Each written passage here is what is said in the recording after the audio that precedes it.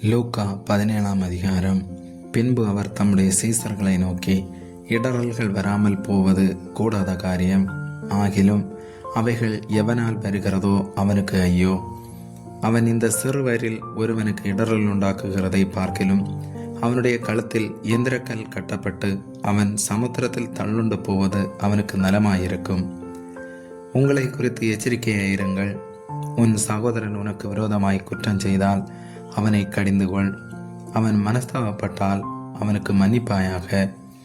அவன் ஒரு நாளில் 7 தரம் உனக்கு விரோதமாய் குற்றம் செய்து 7 தரமும் உன்னிடத்தில் வந்து நான் மனஸ்தாபப்படுகிறேன் என்று சொன்னால் அவனுக்கு மன்னிப்பாயாக என்றார்.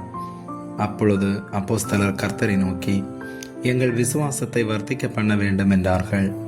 அதற்கு கர்த்தர், கடுகு விதையளவு விசுவாசம் உங்களுக்கு உண்டாயிருந்தால் நீங்கள் இந்த காட்டத்தி மரத்தை நோக்கி, நீ வேரோடு புடுங்கொண்டு கடலிலே நடப்படுவாயாக என்று சொல்ல அது